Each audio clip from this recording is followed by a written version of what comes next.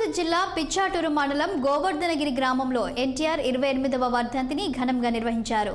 TDP జాతీయ ఉపాధ్యక్షులు మాధవ నాయుడు, మాజీ ఎమ్మెల్యే హేమలతలు ఎన్టీఆర్ చిత్రపటానికి పూలమాలలు వేసి నివాళులు అర్పించారు.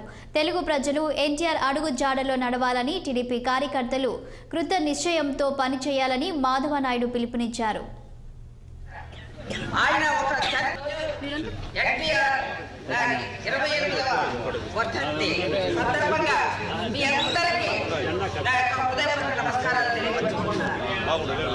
ఎన్టీ రామారావు గారు ఒక చరిత్ర, ఆయన ఒక చరిత్రను మన తెలుగు ప్రజల మధ్య సృష్టించి మనందరికీ ఒక ఆదర్శ బాలుడిగా ఆయన మిగిలిపోవడం మనం చాలా గర్వించవలసిన విషయం.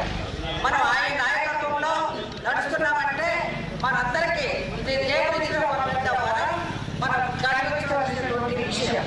మరి 28 సంవత్సరాలుగా మనం ఆయన ఆదేశాల మేరకు ఆయన అడుగుజాడల్లో నడుస్తున్న మనం ఈ రోజు దాని యొక్క ఫలితాలు మనం చూస్తూ ఉన్నాం. దానికి నిదర్శనం ప్రతి ఒక్కొక్కరి గుండెలో కూడా ఎన్టీ రామారావు సాధువుల గారి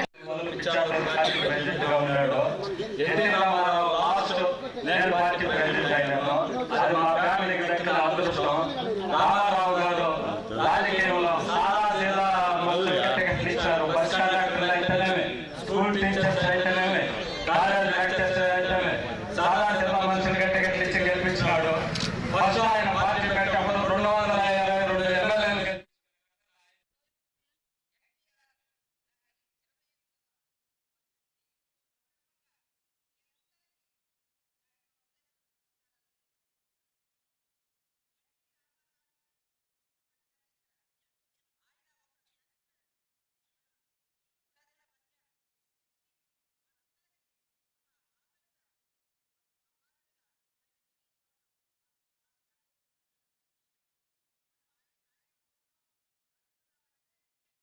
Thank you.